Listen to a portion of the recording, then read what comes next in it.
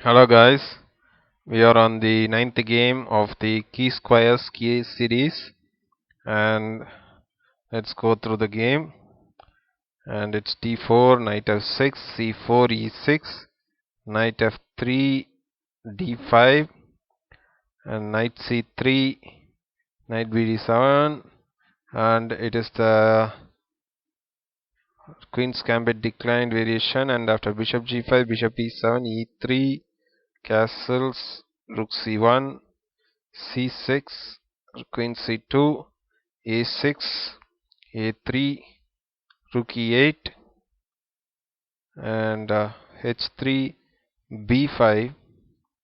This is the first important moment in the game. White decides to block the queen side and play on the king side. c5. This was the point.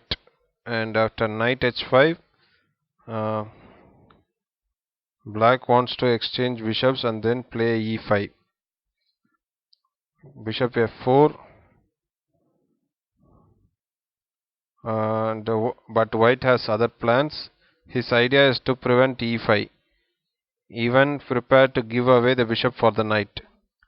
Knight takes f4, e takes f4, a5, bishop d3, g6. After this move, white will comfortably advance his h pawn, seizing the initiative. He will choose the right moment to open the h file, maybe even keeping his king in the center. Here h6 was probably a better and a more flexible move. h4, bishop f6, h5, knight f8, g3, rook a7,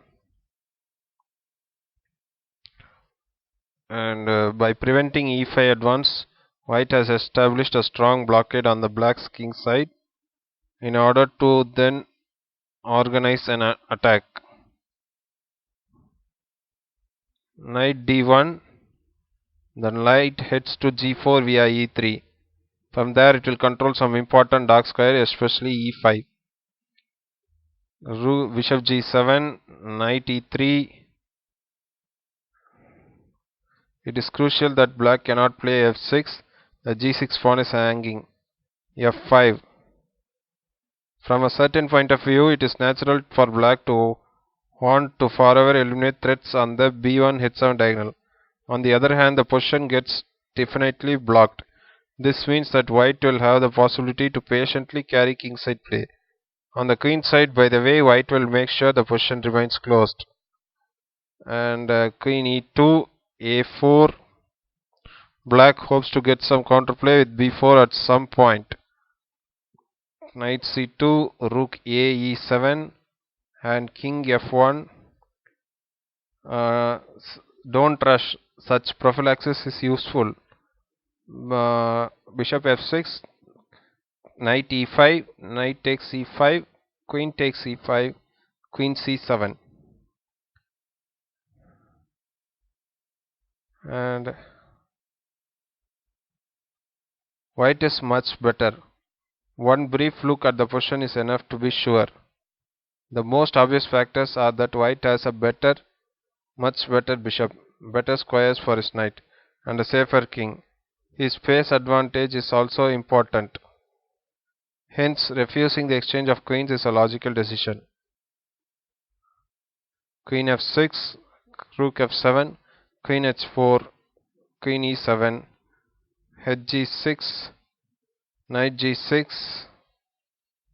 and queen h5. White has increased his advantage. Black's king side is in ruins. And queen f6, bishop e2, and the bishop aims at h5 square to eliminate one of the pieces, defending the black king. Rook g7, queen f3, knight f8, queen e3, rook e7, and knight b4. Both sides patiently improve the pieces. Bishop d7, bishop h5, knight g6, Knight d3. The knight is on the right spot. It controls two key squares b4 and e5. Bishop e8. White should definitely try to invade down the h file. Doubling on the e file should not bring much. The e6 pawn would easily be defended with black's minor pieces. White's king need to be evacuated to the queen side. Even the threat of penetrating via b4 or e5 may be on the agenda in the endgame. King e2, king f8, then king d2 and rook b7, bishop f3, king e7. This defensive maneuver looks pretty good. The king heads to the safety of the queen side, and it would even be ready to oppose its white counterpart in the endgame. Rook h e1. White wastes time here. Of course, black cannot do anything about it. In closed position where your opponent is unable to carry out any active plans, you are allowed to waste some time, slowly trying to find the right continuation. Knight f8, and this move is little imprecise.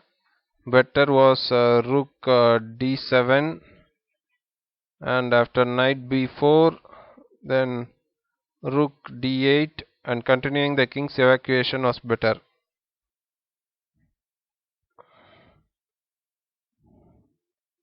And after knight f8, knight b4, king d8. Black overlooked a nice tactical shot, which was surprisingly also missed by Alekhine. It is easy to explain such a mistake. White was focused on strategical approaches, which is very natural in such closed position. King f7 was the only good move, but black wanted to continue with the evacuation. Now king d3.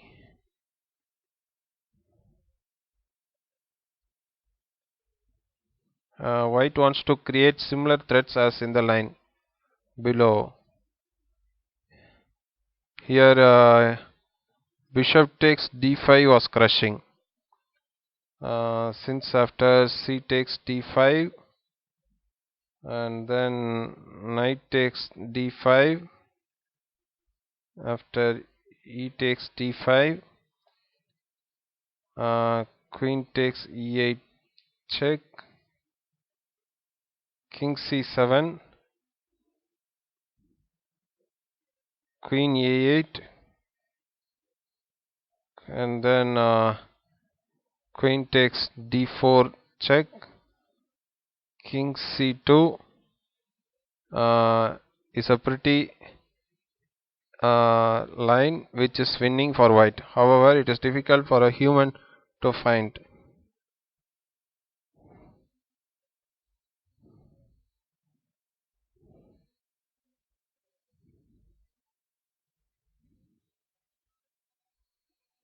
King d3, rook ge7,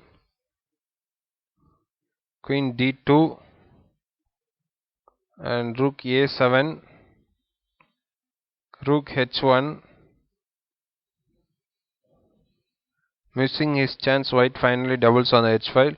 Rook ec7, rook h2, bishop g6, and then queen e3, king c8, rook c h1, king b7, and then king d2, and then rook e7, and then knight d3, knight d7. White pieces are all on their best squares. What to do now? Alekhine's next move shows his other side. He is famous for his attacking playing style, sacrifices and combinations. However, his next move shows his impressive strategical understanding. Bishop h5. Perhaps a key move in the game. There can be no progress made on the h file while the bishop is on g6. Opening the position by preparing g4 was risky. Alekhine perfectly evaluates the position. and his diagnosis is correct. He doesn't need his light square bishop. It cannot attack anything. It should therefore be used to eliminate black's main defensive piece. Rook a8, bishop takes g6, h takes g6, and rook h7. And white pieces finally invade. Now rook a e8, knight e5, and knight f8.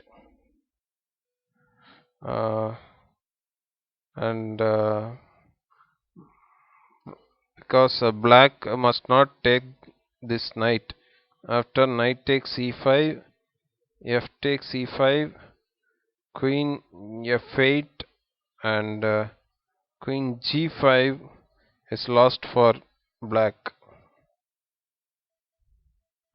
So after knight f8, rook h8, king rook g7, black protects his weaknesses, and knight f3, and the knight goes to g5, vacating the e5 square for the queen. Rook b8, and knight g5, rook e7, queen e5, and this move decides the game. The paralyzed black troops are unable to do anything against white's doubling on the 8th rank. And queen takes e5, f takes e5, rook a8, and rook g8, b4.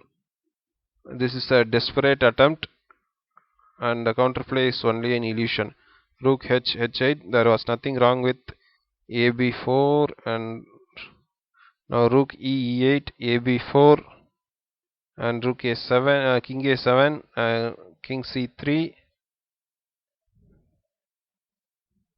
And Ali Khan here spotted an interesting possibility for a mate. King a6 and knight f7, rook ec8 and knight d6, rook d8 and rook h1, and this is the point. Rook d7 and rook a1, and black resigned here.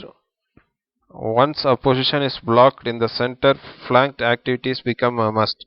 The game was also a good lesson on understanding the relative worth of bishops. Finally, the evacuation of the king in blocked positions is always a maneuver that one should have in mind. A masterpiece with an exquisite ending presents a less well-known side of the great champion. Thank you guys. I hope you would have enjoyed the game. I will meet you in the next game.